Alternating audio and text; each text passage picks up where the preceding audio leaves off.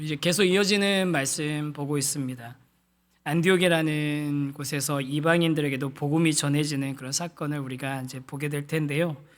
그 과정 가운데 하나님께서 박해로 흩어진 이름 없는 증인들을 통해서 안디옥의 공동체를 세워가시고 또 그 공동체가 말씀으로 빚어지고 섬김으로 살아냄으로써 세상에서 그리스도인이라고 불려지는 이런 과정들을 우리가 오늘 좀 같이 말씀을 해서 보고 또 우리 교회 공동체도 그렇게 우리의 정체성과 방향을 함께 점검하는 그런 시간이 되면 좋겠습니다. 그래서 우리 첫 번째로 생각해 볼 주제는 이겁니다. 함께 주제 읽겠습니다. 시작. 하나님의 손을 의지하는 교회. 우리 지난 시간들 이야기들 다 같이 연결해 보면 좋겠습니다. 고넬료에게, 이방인 고넬료 백부장에게 베드로가 복음을 전했고, 예루살렘 교회에서 성도들이 베드로가 이방인의 집에서 머물고 또 그에게 복음을 전했다는 얘기를 듣고 이제 논쟁이, 비난이 있었지만 차근차근 설명함을 듣고서 하나님께서 이방인에게도 복음 전해주셨다, 복음을 허락해 주셨다라는 걸 인정하게 됩니다. 교회가 인정하게 됩니다. 바로 그때에, 그게 먼저 그렇게 인정하게 된 그 이후에 무슨 소문이 들리냐면 안디옥이라는 도시에도 이방인들에게, 헬라인들에게 복음이 전해졌다는 소식이 들려지는 거예요. 안디옥이라는 도시 이제 좀 들어는 보셨을 겁니다. 신앙생활 해보신 분들은 들어는 보셨을 거예요. 그런데 성경에는 안디옥이 두 개의 도시가 나옵니다. 하나는 비시디아 안독이 있고 하나는 수리아 안독이 있는데 이거는 수리아 안디옥입니다. 이 안디옥이, 수리아에 있는 안디옥은 로마 제국에서 굉장히 큰 도시였어요. 이렇게 역사 연구하시는 분들에 의해서 보니까 로마 인구로 치면 로마 제국에서 그 당시에 세 번째로 큰 도시였다고 합니다. 굉장히 큰 도시죠. 그리고 뭐 추정치가 조금씩 차이는 있지만 한 평균적으로 이 도시에 그렇게 크지 않은 도시거든요. 그런데 이 도시에 50만 명 정도가 살았답니다. 인구 밀도가 굉장했대요. 지금 맨하탄보다도 훨씬 더 인구 밀도가 한 2배 정도 높았다고 그렇게 사회학자들이 연구한 결과들이 있더라고요. 그런데 이 안디옥이라는 도시에 우리가 자주 듣고 익숙했던 이 도시에 복음이 전해지고 최초의 교회 이방인 공동체가 세워지고 또 나중에 이제 성경을 쭉 읽어가다 보면 우리가 말씀을 이제 알아가다 보면 사도 바울이 복음을 전하러 여러 번 이제 전도 여행을 가는데 거기에서 항상 거의 베이스처럼 여겼던 도시가 바로 이 안디옥입니다. 굉장히 신령한 것 같은 좋은 그런 도시 같은 이미지가 있어요. 좋은 이미지가 생깁니다. 그런데 안디옥이 진짜 어떤 도시였는지에 대해서 사회학자였던 로드니 스타크가 쓴 기독교의 발흥이라는 책에 설명이 나와 있습니다. 이 로드니 스타크라는 이 분은 제가 몇 번 한2번 정도 인용한 적이 있는데 기독교 신학자가 아니에요. 사회학자예요. 그리고 이분이 처음 연구를 시작할 때만 해도 기독교인이 아니었어요. 그냥 비기독교인으로서 사회학적인 도구를 통해서 이제 초기 기독교의 발흥에 대해서 연구를 하면서 책을 쓰셨던 분인데 거기에 안디옥에 대해서 이렇게 묘사를 하거든요. 한번 좀 들어보세요. 어떤 도시였는지. 신약시대 안디옥을 정확하게 묘사하려면 비참, 위험, 공포, 절망, 증오가 만연한 도시로 그려야 한다. 이 도시에 거주했던 평균적인 가족은 더럽고 비좁은 환경에서 불결하게 살았고 출생자의 최소 절반이 출생시 또는 영아기에 사망했으며 대부분의 어린이가 성년이 되기 전에 부모 가운데 한 사람을 여의었다. 살벌한 인종적 적개심으로 비롯된 증오와 두려움이 도시를 지배했고 끝없는 나그네 유입으로 상황은 더 악화되었다. 안정된 애착관계 네트워크가 너무나도 부실하여 사소한 사건에도 군중의 폭력 사태로 비화하기 일쑤였다. 그리고 무엇보다도 대재앙이 거듭해서 닥쳤다. 재앙에서 살아남는다 해도 문자 그대로 길거리에 낳는 일이 다반사인 도시가 바로 안디옥이었다. 특히 여기 안디옥에는 지진이 이렇게 많이 일어났다고 하더라고요. 튀르키예 근처거든요. 그러니까 한번 우리는 생각할 때 안디옥 그럼 뭐 초대교회에 세워진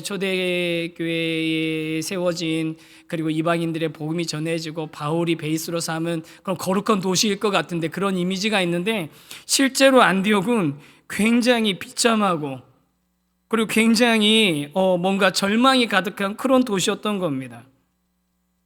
그런 도시에 놀라운 일이 일어났어요. 무슨 일이 일어났냐면 복음이 전해지면서 기독교가 전해지면서 이전에 이 안디옥이라는 도시가 갖지 못했던 새로운 규범과 새로운 유형의 관계가 시작이 되고 또 이 그리스도인들을 통해서 구제도 일어나고 또 사람들 돕는 그런 일들이 일어날 뿐만이 아니라 확장된 관계가 새롭게 생기는 그래서 이 사회에 절망과 불안과 공포가 가득했던 이 사회에 새로운 대안 세력으로 기독교인들이 생기게 됐다는 겁니다. 도시 자체를 바꾸는 일이 생기게 된 거예요. 그러면 어떻게 이 도시에 복음이 전해졌습니까? 이 과정을 성경은 이렇게 기록하고 있거든요. 19절에서 20절입니다. 19절 20절 한번 읽어보겠습니다. 시작. 그때 스데반의 일로 일어난 환란으로 말미암아 흩어진 자들이 베니게와 구브로와 안디옥까지 이르러 유대인에게만 말씀을 전하는데 그 중에 구브로와 구레네 몇 사람이 안디옥에 이르러 헬라인에게도 말하여 주 예수를 전파하니 무슨 얘기인지 이해가 되실 거예요. 사도 바울에 의해서 박해가 일어났고 그들은 그 박해받은 사람들은 뿔뿔이 예루살렘을 버리고 흩어졌습니다. 진짜로 말 그대로 도망을 간 겁니다. 왜냐하면 그 사울에 의한 박해가 일어났어요. 스데반의 순교와 사울의 박해 그때 그리스도인들이 잡혀가고 집집마다 남녀를 막론하고 예수를 믿고 다른 사람들이 다 잡혀갔잖아요. 그래서 살기 위해서 이 사람들은 흩어진 사람들입니다. 그래서 성경 원문에도 이 사람들을 수동태로 표현을 해요. 이 얘기는 무슨 얘기냐면 안디옥에 복음을 전한 사람들이 제가 여기 있습니다. 제가 복음 전하고 내가 복음 들고 안디옥에 가서 사람들에게 예수 그리스도 전파하겠습니다 라고 자원해서 간 게 아니라 무슨 비전 가지고 간 게 아니라 그냥 어쩔 수 없이 흩어진 사람들이었다는 거예요. 그냥 어쩔 수 없이. 그런데 그들이 어쩔 수 없이 흩어지면서 제일 먼저는 내가 도착한 이 안디옥이라는 도시에서 당연히 회당을 중심으로 한 유대인들에게 복음을 전했겠죠. 그러다가 그 중에 어떤 사람들이 구브로와 구레네 출신 몇몇 사람들이 안디옥에서도 헬라인들에게 예수님을 전파하기 시작한 겁니다. 여러분 이게 지난 시간에 제가 이게 정말로 엄청난 의미를 가지고 있는 사건이라고 말씀을 드렸잖아요. 왜냐하면 여러분 생각해 보세요. 그동안 유대인들은 하나님의 선택이 어디에게만 한정됐다고 생각하고 있었습니까? 유대인 민족 아브라함의 자손에게만 한정되어 있다고 생각했었던 거예요. 얼마나 이런 생각을 가지고 있었을까요? 최소한 수천 년 동안 그런 생각을 가지고 살았습니다. 그리고 그런 신앙생활은 어디를 중심으로 해야 된다고 생각했습니까? 예루살렘 성전을 중심으로 이루어져야 된다고 생각했었죠. 그런데 여러분 이때 어떻게 되냐면 복음이 그동안 단 한 번도 건넌 적이 없는 뛰어넘은 적이 없는 유대인을 뛰어넘어서 복음이 전파되기 시작했다는 거예요. 이거는요 기독교 역사에 있어서 가장 큰 획기적인 전환 중에 하나입니다. 우리가 사도행전에서 놀라운 하나님의 역사하면은 우리 쉽게 생각하는 게 오순절 성령 강림, 사울이 다메섹 도상에서 예수님 만난 거 이런 거 생각하지만요 진짜로 세계 기독교 역사를 봤을 때 제일 중요한 사건은 바로 이 사건이에요. 이거 아니었으면 복음은 그 이후로도 한동안 예루살렘에 유대인에게 갇혀 있었을지도 모릅니다. 그래서 그로 인해서 이제는 복음이 유대인이라는 민족에게 제한되지 않고 여러 나라 여러 민족에게 자유롭게 전해지기 시작한 겁니다. 그리고 그들로 인한 교회 공동체들이 생기기 시작하는 거죠. 예수를 믿고 따르는 공동체들이 생기기 시작한 거죠. 그 이후로부터 꼬리에 꼬리를 물고 지금 우리 저와 여러분이 이 한국에서도 예수님 믿고 신앙생활하게 된 겁니다. 다 거기서부터 연결이 된 거죠. 그러면 이 놀라운 일, 엄청난 일, 기독교 역사에 있어서 대단한 그런 전환이 된 이 사건이 누구에 의해서 주도가 됐습니까? 이 엄청난 일을 이룬 사람들이 구브로와 구레네의 몇 사람이었다라고 기록이 되어 있습니다. 그런데 이름은 없어요. 이름이 없습니다. 여러분, 이제 우리가 지난번에 누가복음도 봤고 요즘 이제 사도행전도 보고 있잖아요. 근데 조금만 자세하게 관찰해 보시면 하나 우리가 뭔가 발견할 수 있는 게 뭐냐면 이 누가복음과 사도행전을 쓴 저자 누가는 자기가 아는 사람이면, 이름이 알려진 사람이면 이름을 꼭 기록을 했던 거예요. 웬만하면 이름을 다 기록을 했어요.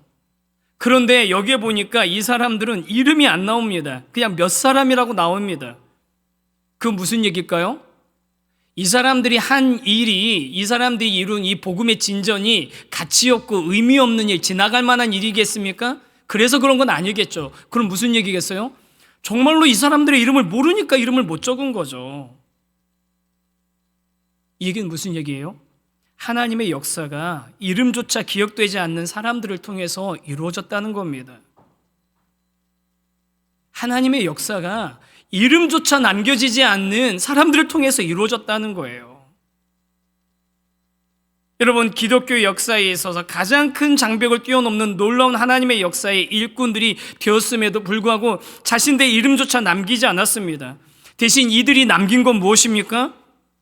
나는 없고 예수 그리스도의 복음만 남긴 그런 삶을 살았기 때문에 그들의 이름은 모르지만 안디옥에 교회가 세워지고 예수 믿는 제자들이 많아졌다라는 그런 기록이 남아있는 거죠. 우리 귀한 성도 여러분, 복음은 이런 거라고 저는 생각합니다.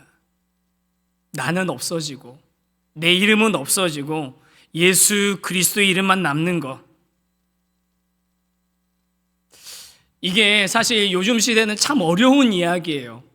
왜냐하면 요즘 시대 특히나 원래 사람이 본성적으로 사람이 우리 옛말에도 그거 있잖아요. 호랑이는 죽어서 가족을 남기고 사람은 죽어서 이름 남긴다고 해서 옛날부터 사람들은 자기 이름 석자, 우리 외자이신 분들은 죄송합니다. 자기 이름 석자 남기는 게 사람들에게 굉장히 중요한 일이잖아요. 자기 이름 남기는 거, 날 기억해 주길 바라는 거 엄청나게 중요한 일인데 요즘 시대야말로 그거 정말 최정점인 것 같아요. 사람들이 자기 이름 다른 사람들한테 기억나게 하려고, 자기를 주목하게 하려고 무슨 짓을 하는지 막 어마어마한 짓들을 다 합니다. 별의별 짓들을 다 합니다. 그게 힘이 되고 돈이 되는 그런 시대잖아요. 그런데 여러분, 성경은요, 복음은요, 그 사람들의 이름이 남는 게 아니라 예수 그리스도의 이름이 남는 것이 복음이라고 이야기하는 거예요. 우리 귀한 성도 여러분, 저와 여러분의 삶도, 우리 교회에도 우리 교회의 이름이 남거나 저와 여러분의 이름이 남는 게 아니라 복음이 남고 예수 그리스도의 이름이 남는 그런 공동체, 그런 그리스도인 삶이 되기를 간절히 소망합니다. 아멘이시죠? 아니, 목사님, 기독교에도 유명한 분들 많잖아요. 다윗, 구약에는 다윗 같은 사람, 아브라함 같은 사람, 신약에는 베드로, 바울, 이런 사람, 또 기독교 역사에 어거스틴, 루터, 칼빈, 선교사님들, 유명한 분들, 또 우리 존경하는 옥하는 목사님, 이찬수 목사님, 유명한 이름 남기는 분들이 있잖아요. 있죠. 그렇게 하나님께서 그런 분들 통해서 일하시는 거 맞죠. 그런데 여러분, 무슨 얘기를 드리려고 하는 거냐면요, 하나님의 역사는, 하나님 나라는요, 그런 유명한 사람들에 의해서만 이루어지는 것이 아니라는 거예요. 오히려 그런 분들보다 오히려 알려지지 않은, 무명의, 유명하지 않은, 아무도 주목하지 않는 사람들에 의해서 예전부터 지금까지 하나님의 역사는 계속해서 이루어졌고, 그들을 통해서 복음은 전파되어져 있고, 그들을 통해서 그런 무명의 그리스도인들을 통해서, 자기 이름은 사라져버린 무명의 그리스도인들을 통해서 복음은 이 땅에 계속해서 퍼져나가고 있다는 사실을 저와 여러분이 꼭 기억했으면 좋겠습니다. 우리 교회 앞으로 이거 장담할 수는 없지만 앞으로 이름 남길 만한 일이 있을지 없을지 모르겠어요. 제가 앞으로 이름 남길 만한 일이 있을지 없을지 모르겠어요. 하나 확실한 거는 제가 분명히 다짐하고 싶고 우리 함께 같이 다짐해야 될 것은 엄하게 이름 남기지는 않아야 된다고 생각합니다. 사건 반장에 나온다든지 PD 수첩에 나온다든지 그렇게 이름 남기면 안 되죠. 우리 그렇게 이름 남기지 말고 혹시 아무도 주목하지 않아도, 아무도 저와 여러분의 또 우리 이 교회의 이름을 기억하지 못해도 저와 여러분을 통해서, 우리 교회를 통해서 예수 그리스도의 이름이 기억된다면 저와 여러분의 삶은, 또 우리 교회는 하나님 나라를 세워가는 하나님 나라의 주역, 하나님께는 절대로 잊혀지지 않는 하나님의 동역자가 되는 줄 믿습니다. 그걸 성경이 기록하고 있어요.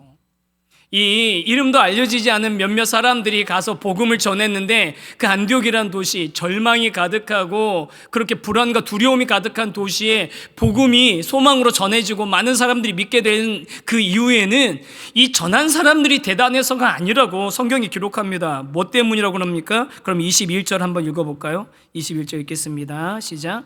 주의 손이 그들과 함께 하심에 수많은 사람들이 믿고 주께 돌아오더라. 뭐가 함께 했다고요? 주의 손이 그들과 함께 했다.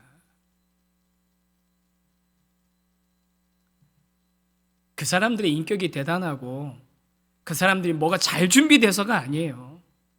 주의 손이 그들과 함께 했기 때문에 수많은 사람들이 믿고 주님께 돌아온 겁니다. 여러분, 주의 손이라는 표현은요, 성경에 오래전부터 구약에서부터 나왔던 표현이에요. 어떤 표현입니까?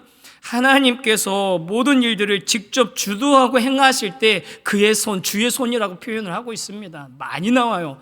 그 중에 하나만, 시편의 말씀 하나만 인용해 본다면 시편 92편 4절 말씀, 이거 하나만 같이 한번 읽어볼까요? 시작. 여호와여, 주께서 행하신 일로 나를 기쁘게 하셨으니 주의 손이 행하신 일로 말미암아 내가 높이 외치리이다. 주의 손. 이름 없는 몇 사람이 한 일처럼 보이지만 그 일은 하나님께서 주도해 나가시는 사건, 주의 손이 이루는 사건이었습니다. 그 결과로 수많은 사람들이 믿고 주님께 돌아온 겁니다. 그냥 단순히 종교적으로 예수를 믿고 받아들이는 정도가 아니라 그들의 삶이 완전히 변화되고 방향이 바뀌었습니다.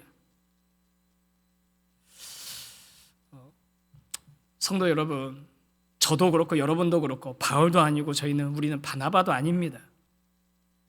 이름 없는 무명의 그리스도인에 가깝습니다. 하지만 우리를 통해서 일하시는 주의 손은 크고 강하십니다. 주님 위대하십니다. 계획이 있으시고 이루시고자 하시는 일이 분명히 있으십니다. 그 주님의 손이 함께할 때 우리의 이름은 잊혀지더라도 하나님의 나라는 세워지고 하나님의 역사는 저와 여러분을 통해서 이루어지게 될 줄 확신합니다. 그걸 소망하는 게 우리 복음적인 교회, 그걸 소망하고 그걸 확신하는 게 건강한 교회인 거죠. 그러면 이렇게 무명의 그리스도인들에 의해서 전파된 복음의 씨앗이 자라나는 과정은 어땠는지 우리 계속 말씀을 보면 좋겠는데, 우리 두 번째 주제를 같이 한번 읽겠습니다. 시작. 은혜를 먼저 보는 눈을 가진 성도. 안디옥의 교회가 성장하는 과정 가운데는요, 은혜를 먼저 볼 수 있는 눈을 가진 성도의 그 사역이 있었습니다. 그러니까 안디옥에서 헬라인들, 이방인들에게도 복음이 전해졌고 그들도 복음을 들었다라는 소식을 듣고 예루살렘에서 사람을 파송합니다. 근데 누구를 파송한다고 나와 있었죠? 바나바를 파송을 합니다. 이것도 좀 이상하잖아요. 여태까지는 사마리아나 이런 데서 무슨 일이 있으면 누가 갔습니까? 베드로가 주로 갔었죠. 사도들이 갔었는데 이번에는 바나바를 파송을 하는 거예요. 그럼 왜 굳이 바나바였을까? 성경에 보니까 조금 힌트가 나옵니다. 23절, 24절입니다. 같이 읽어보겠습니다. 시작. 그가 이르러 하나님의 은혜를 보고 기뻐하여 모든 사람에게 굳건한 마음으로 주와 함께 머물러 있으라 권하니, 바나바는 착한 사람이요 성령과 믿음이 충만한 사람이라. 이에 큰 무리가 주께 더하여지더라. 여기 보면 먼저 24절에 보면 바나바가 어떤 사람이라고요? 착한 사람이다, 선한 사람이라는 것 같아요. 그분의 성품을 좀 가리키는 것 같아요. 도덕적이고 윤리적인 것도 있겠지만 하나님의 선하심을, 온전하심을 좀 닮아가는 그런 사람이었던 것 같습니다. 그런데 그가 선한 사람이란 것과 동시에, 착한 사람이란 것과 동시에 뭐라고 돼 있습니까? 성령과 믿음이 충만한 사람이라는 거예요. 바나바가 이 안디옥에 이방인들이 예수를 믿고 회심했는데 그들을 가서 품을 수 있었던 이유는 그가 착한 사람이면서 동시에 성령과 믿음이 충만한 사람이었기 때문입니다. 여러분, 그러면 성령 충만한 게 뭡니까?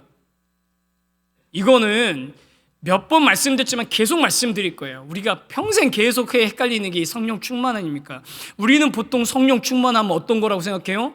우리 가슴에 뭔가 감동이 있고, 뭔가 느낌이 있고, 뭔가 내가 기분이 좀 업되고, 그런 감정적인 거, 느낌적인 거라고 우리는 성령 충만을 생각하는데 그렇지 않습니다. 성경에서 말하는 성령 충만은 뭐냐면요, 우리가 육신을 지니고 있기 때문에, 우리가 성령님이 우리 안에 계시지만 우리가 육신을 지니고 있기 때문에 육신의 소욕과 성령의 소욕이 늘 항상 대립하고 있는 상태라는 거예요. 우리가 그런 상태예요, 이미. 그런데 이런 상태에서 이 육신의 소욕이라는 게 얼마나 강력하냐면 성령의 소욕을 거스릴 정도로 강력한 게 육신의 소욕이라는 겁니다. 그래서 육신의 소욕이 성령의 소욕을 거스리고, 반대로 성령은 육신의 소욕을 거스리는 관계에 있는 거죠. 성령 충만하다는 건 뭐냐면 내가 뭐 기분이 막 이렇게 업되는 게 아니라, 뭔가 어떤 느낌이 있는 게 아니라, 내가 육신의 소욕을 따르는 상태가 아니라 내가 육신적으로 원하는 거, 내 몸이 원하는 거, 내가 본성적으로 바라는 건 분명히 있는데, 원하는 게 있는데 그게 아니라 성령님께서 원하시는 쪽으로 내가 가고 있는, 성령님께서 이끄신 대로 따라가는 사람이 성령 충만한 사람인 겁니다. 사도 바울은 그런 우리 바나바는 그런 사람이었던 거예요. 그렇게 착하고 성령과 믿음이 충만한 사람이었던 이 바나바가 안디옥에 갔는데, 가서 우리 아까 그 말씀 한 번만 더 띄워주실래요? 좀 전에 그 말씀 한 번만 더 띄워주세요. 네, 23절에 보니까 가서 성도들을 딱 봤는데 그가 제일 먼저 주목한 게 뭡니까? 하나님의 은혜를 먼저 봤다는 겁니다. 하나님의 은혜였습니다. 아마 장로교 목사님이 갔거나 신학교 교수님이 갔으면 신학이 괜찮나? 제대로 믿음이 괜찮나? 신학 검증부터 했을지도 모르겠어요. 제가 이제 고도의 신학적인 개그를 하나 하려고 하는데 듣고서 웃으셔야 돼요. 1부 때 했더니 잘 이해를 못 하시더라고요. 어떤 분이 이제 천국에 갔는데 천사가 이제 천국 구경을 투어를 시켜주는 거예요. 천국을 안내를 해주는 거예요. 그래서 천국을 쭉 돌아보고 있는데 막 너무나 자유롭고 막 기뻐하고 찬양하고 막 천국을 다 누리고 있는데, 근데 저기 보니까 닫혀 있는 문이 있고 방이 있는 거예요. 그래서 이 사람이 저 방은 뭐냐고 그랬더니 천사가 보고 싶냐고 한번 구경시켜 주겠다고 해서 갔습니다. 근데 문을 살짝 열어보니까 그 안에 사람들이 바글바글 우글우글 하는 거예요. 그래서 이 사람이 저 사람들은 뭐예요? 그랬더니 천사가 저 사람들은 장로교인들인데 자기들만 구원받은 줄 알아요. 한 번만 더 말씀드릴게요. 저 사람들은 장로교인들인데 자기들만 구원받은 줄 알아요. 저 뼛속부터 장로교인입니다. 태어날 때부터. 바른 교리, 바른 신앙이 중요하다는 거 너무나 어려서부터 배웠던 사람입니다. 그런데 그거 정말 중요한 거 맞아요. 그런데 그렇다고 해서요, 여러분, 교리가 우리를 구원하는 게 아닙니다. 항상 뭐가 먼저여야 됩니까? 은혜가 먼저인 겁니다. 바나바는 그런 사람이었던 거예요. 다른 저 사람이 뭘 어떻게 믿고 있나, 저 사람이 어떻게 행동하느냐, 그걸 먼저 보는 게 아니라 저 사람에게도 은혜가 임했구나, 나에게 임했던 은혜가 저 사람에게도 임했구나, 그걸 먼저 볼 수 있었던 사람이 바로 바나바였던 겁니다. 삶이 변화된 사람이 보이고, 예수를 따르기로 마음을 정하고 고백한 사람들이 보이고, 그들을 사랑하셔서 품어주시고 환영해 주시는 주님의 마음이 보였던 거죠. 여러분 생각해 보세요.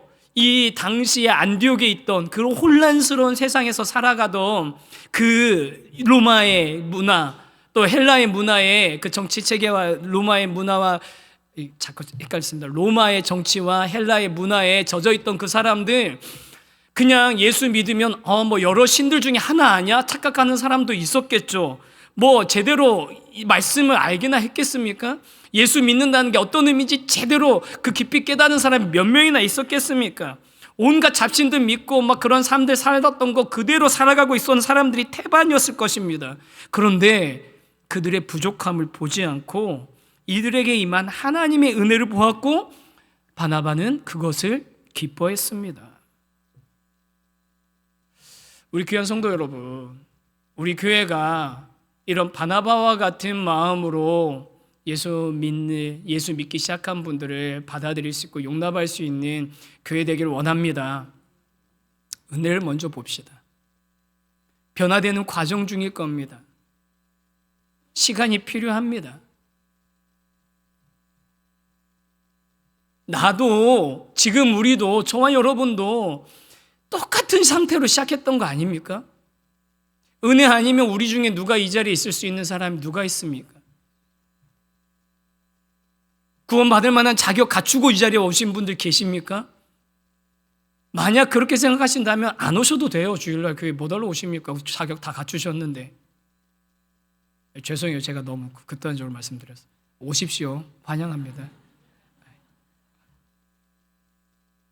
여러분, 진짜 중요한 게 뭡니까? 은혜인 겁니다. 은혜. 저도 여러분도 모두가 다 이 은혜에 근거한 것이 복음인 거예요.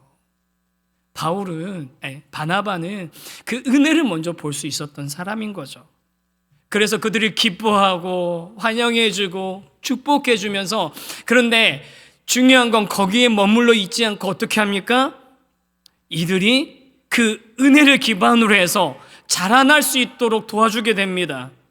양육을 해주는 거예요. 그래서 한 행동이 뭐냐면 사울을 동역자로 데려옵니다. 25절입니다. 25절 읽겠습니다. 시작.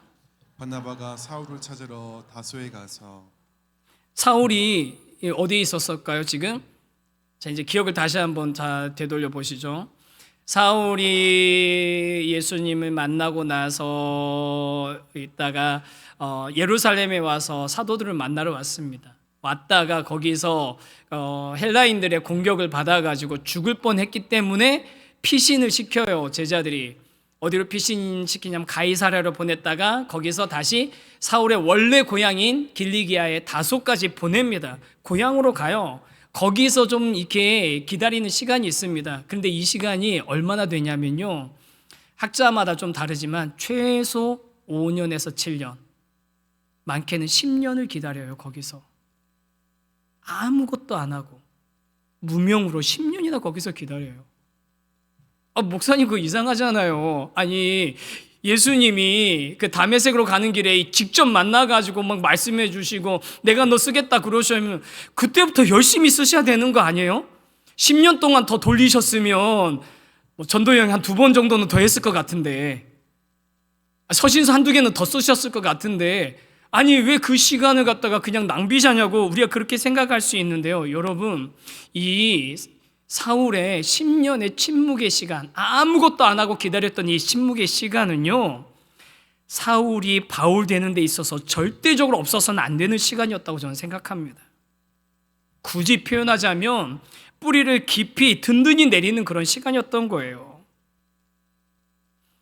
사울이 바울 될 수 있었던 것은 그가 10년 동안 정말 하나님과 교제하고 복음의 은혜를 깊이 깨닫고 그 안에서 자신의 신앙의 뿌리를 깊이 내리는, 그 복음의 의미를 깊이 깨닫게 된 뿌리를 내리는 그런 기간이 있었기 때문에 그가 이방인의 사도로 세상을 향하여서 복음을 담대히 전하는 증인이 될 수 있었던 겁니다. 저와 여러분도 이렇게 바울처럼, 사울처럼 믿음의 뿌리를 깊이 내리고 자라나고 또 성장해서 성숙하는 열매까지 맺는 그런 그리스도인이 되기를 간절히 소망합니다. 우리 귀한 성도 여러분, 다 그런 소망 가지고 계시죠? 몇 분 대답 안 하셔서 한 번만 더 여쭤볼게요.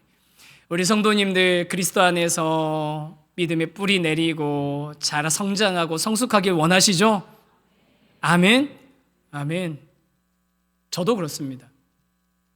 저도 성장하고 성숙하길 원해요. 근데 제가 이전에 제 부교육자 때하고 우리 또 담임 목사 시작한 그 초기, 지금도 초기지만 그때 생각해 보면 저는 성장에 있는 많이 초점이 맞춰져 있었던 것 같아요. 그동안은 성장에. 그래서 누군가 이렇게 만나면 사역도 잘한 이야기 같은 거 듣고 어떤 뭐 분들을 만나면 그거 어떻게 하셨어요? 뭘 어떻게 하셨는지 그거에 굉장히 관심이 많았거든요. 어떻게 하면 되는 건지 그거에 관심이 많은데 요즘은 제가 조금 관심이 가는 게 질문하는 게 좀 달라지긴 했습니다. 왜 그렇게 하셨어요? 무슨 목표를 가지고 무슨 목적을 가지고 하셨어요? 제 안에 좀 이제는 성장보다는 성숙하고 싶은 그런 마음이 좀 있는 것 같아요. 우리 이 자리에 계신 귀한 성도님들, 혹시 아직 내 신앙이 초보 단계여서 아직 나는 신앙 잘 몰라요, 예수님 잘 몰라요, 괜찮습니다. 여러분 환영합니다. 그런 분들을 위해서 우리 교회는 활짝 열려 있는 겁니다. 그런 분들이 여러분 뿌리를 잘 내리시고 자라날 수 있도록 저희가 도와드리고 싶습니다. 그래서 우리가 모여 있는 겁니다. 여러분 이 교회에서 뿌리 내리시고 성장하십시오. 그런 은혜가 여러분의 삶에 있기를 원합니다. 그런데 이제는 목사님 저는 흔들리지는 않아요. 저 신앙 오래됐고 무슨 일 있다고 흔들리지는 않아요. 너무 귀하고 복되죠. 흔들리지 않는 그런 편안함을 가진 성도 여러분,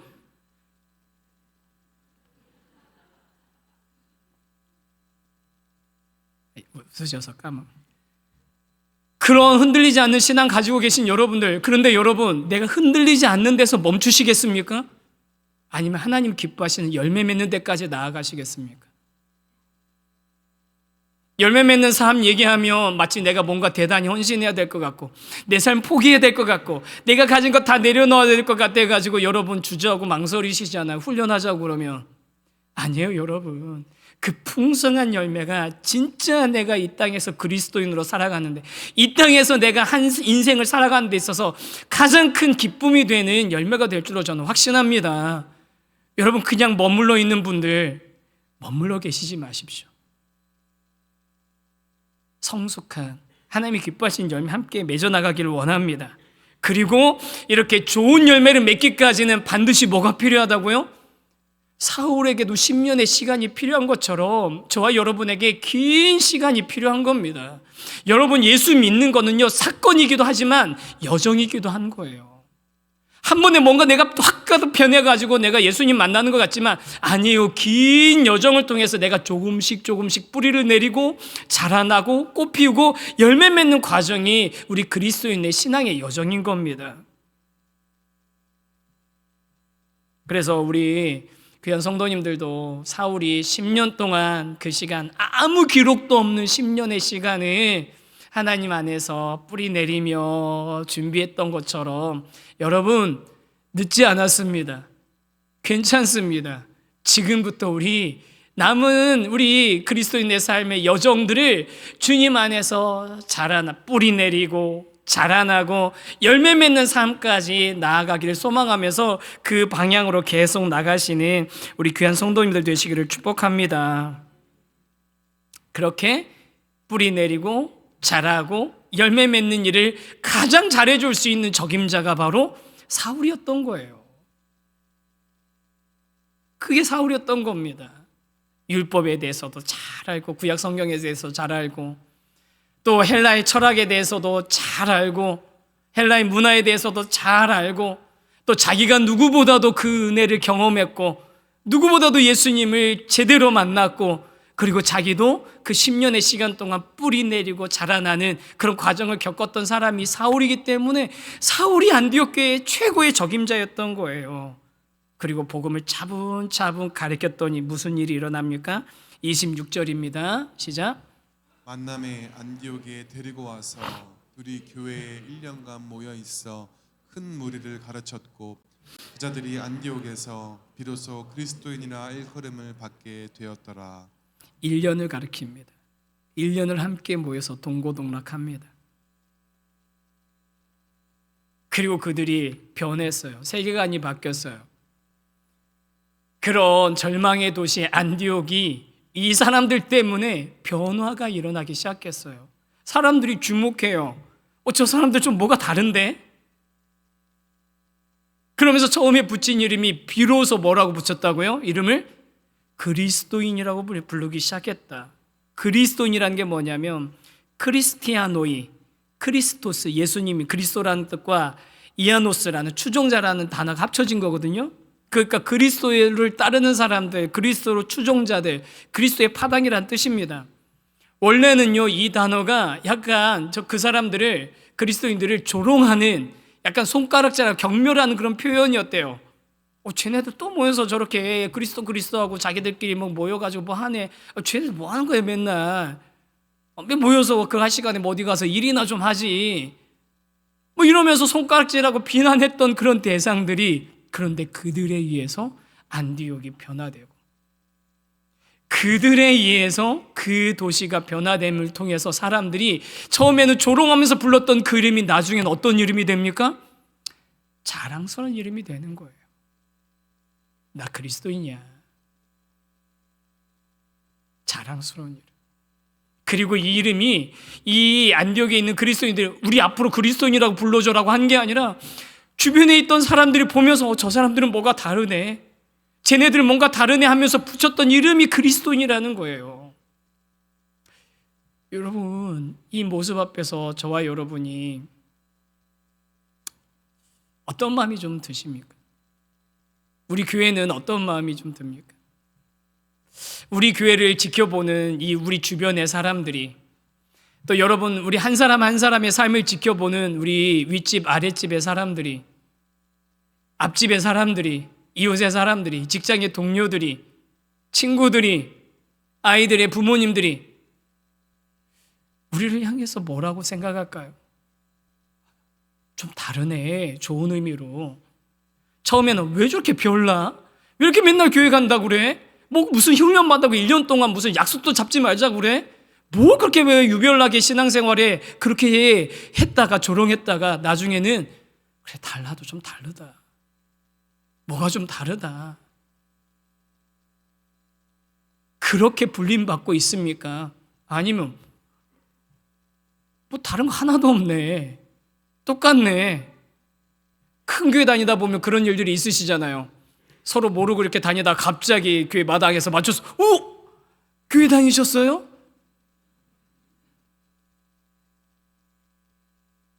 그런 일이 발생하는 삶을 살고 있습니까? 세상에서 내가 그리스도인인 게 드러나지 않기를 정말 간절히 원하고 바라고 기도하면서 살아가고 있는 것. 여러분, 안디옥 교회를 보시면서 저와 여러분이, 우리 세우신 교회가 안디옥 교회 같은 그런 공동체가 되길 원합니다. 예수 그리스도를 전혀 모르는 이들도 하나님의 은혜 가운데서 얼마든지 용납할 수 있고, 그냥 용납하는 걸로 끝나지 않고 그들이 긴 여정을 차근차근 뿌리도 내리고 자라기도 하고 열매 맺기까지 말씀과 은혜로 양육해내고, 그 안에 있는 사람들이 세상과는 다른 변화된 예수쟁이들, 그리스도인들, 그래 달라도 뭐가 다르다, 그렇게 사람들에게 불림받을 수 있는 그런 교회, 그런 성도가 될 때 우리를 통해서, 우리가 이 세상에 무슨 대단한 이름 날리는 일은 없다 할지라도 저와 여러분을 통해서 이 땅 가운데 하나님 나라가 이루어지게 될 줄 믿습니다. 그런 소망을 가지고 살아가는 저와 여러분 되기를 간절히 소망합니다.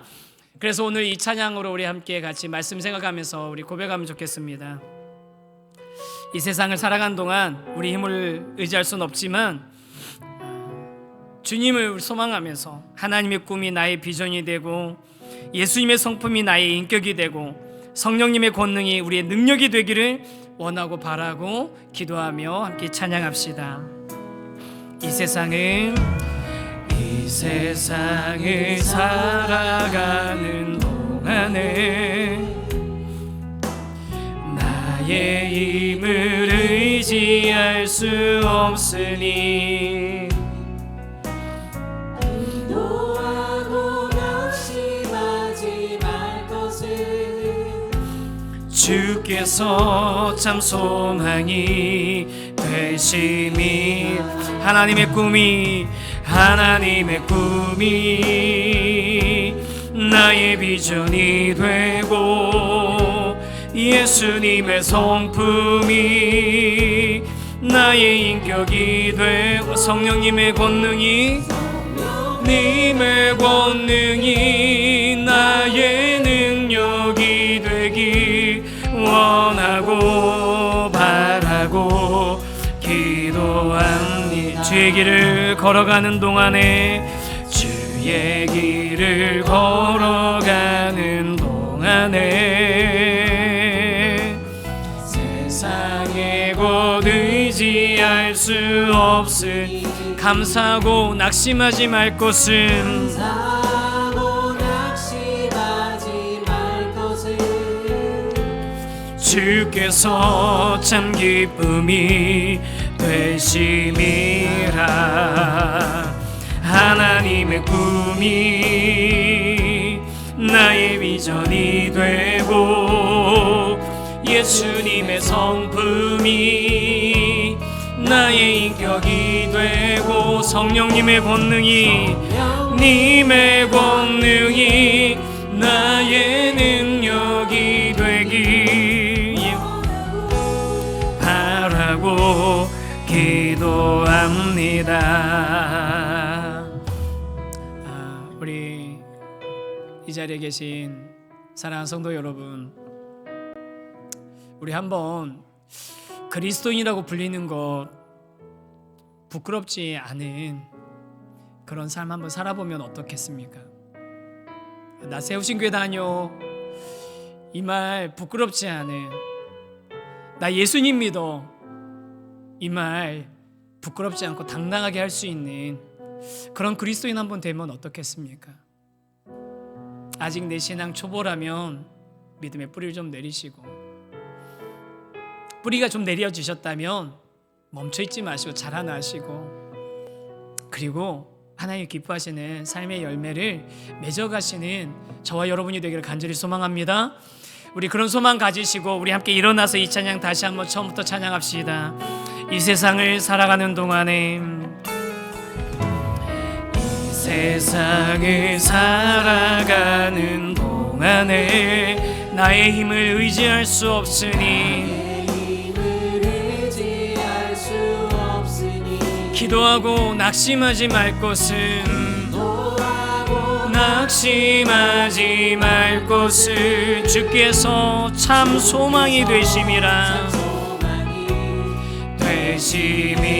주의 길을 걸어가는 동안에 주의 길을 걸어가는 동안에 세상에 곧 의지할 수 없으니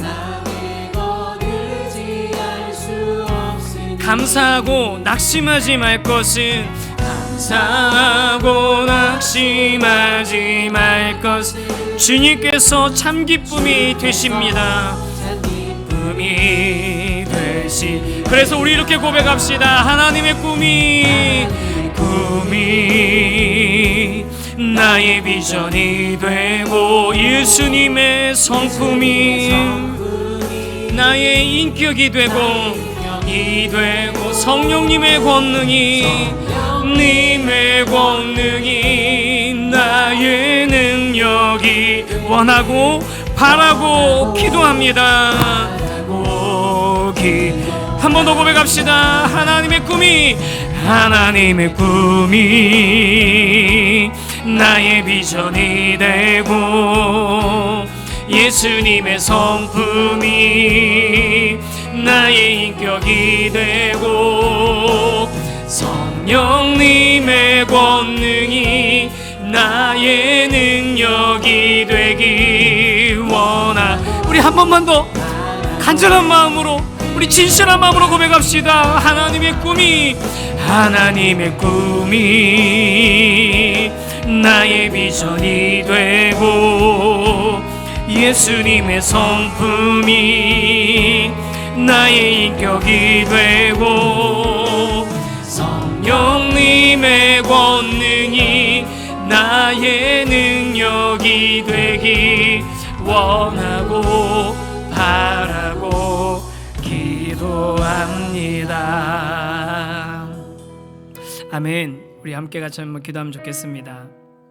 우리 각자 주님, 내가 성장도하고 성숙할 수도 있길 원합니다. 은혜와 말씀이 살아서 작동해서 내 뿌리도 잘 내리고 또 자라나고 열매 맺는 자리까지 이 긴 여정을 한 걸음 한 걸음 걸어갈 수 있는, 조급해하지 않고 걸어갈 수 있는 그리스도인 되게 하여 주시옵소서. 멈추지 않고 계속 나아가는 그리스도인 되게 하여 주시옵소서. 그리고 우리가 그리스도인이라고 불리면서 살아내고, 성도라고 불리는 거 부끄럽지 않고, 예수 믿으라고 말하는 거 부끄럽지 않은 삶을 살아내게 하여 주시옵소서. 우리 같이 한번 소망하며 함께 기도하길 원합니다. 함께 기도하겠습니다. 걸어가신 하나님 아버지, 감사합니다. 하나님, 오늘 안디옥 교회를 통해서 예수 그리스도를 믿는다는 거, 교회가 된다는 거, 복음의 은혜의 원리대로 살아간다는 거, 성장한다는 것에 대해서 알려주셔서 감사합니다. 주님, 우리 귀한 성도님들과 함께 우리가 주님 머물러 있지 않고 은혜의 뿌리를 내리고 말씀으로 자라나 양육받아서 주님 기뻐하시는 열매 맺는 자리까지 나아가는 그리스도인들 되게 하여 주시옵소서. 그런 우리들을 바라보며 우리가 그리스도인이라 불리면서 살아내고, 성도라고 불리는 것 부끄럽지 않고, 예수 믿으라고 말하는 것 부끄럽지 않은 그런 그리스도인들, 그런 성도, 그런 교회 되기를 원합니다. 주님, 그렇게 우리 성도님들 가운데 역사해 주시고 우리를 인도하시고 이끌어 주시옵소서. 주의 은혜로 채워 주시옵소서. 주여 역사하여 주시옵소서. 주님, 그렇게 일하실 주님을 기대합니다. 우리 교회를 주님께 맡기고 의지합니다. 주님께서 은혜 베풀어 주시옵소서. 감사드립니다. 주님 사랑합니다. 하나님, 우리 귀한 성도님들 은혜에 기반해서 우리가 뿌리를 깊이 내리고 말씀으로 자라나고 기뻐하시는 열매까지 맺는 그런 저희들 모두 되기를 원합니다. 주님, 그렇게 우리가 이 그리스도인의 여정들을 정말 한 걸음 한 걸음 걸어갈 수 있는 그리스도인 저희들 모두 되게 해주시고, 우리 세상에서 그리스도인이라고 불리면서 성도라고 불리는 거 부끄럽지 않은 그런 삶을 살면서, 예수 믿으라고 말하는 거 부끄럽지 않은 그런 삶을 살면서 우리 담대하게 교회를 이뤄나가는 저희들 되게 하여 주시옵소서. 그렇게 일하실 주님을 기대합니다. 주님 사랑합니다. 지금은 우리 주 예수 그리스도의 은혜와 하나님 아버지의 크고 놀라우신 사랑과 성령님의 역사하심이 그리스도인으로 불리면서, 성도라고 불리는 것 부끄럽지 않게 살아내면서 주님 안에서 성장하고 성숙하고 열매 맺기를 원하는 모든 성도들의 삶 위에 이제로부터 영원토록 함께 하시기를 간절히 축원하옵나이다. 아멘.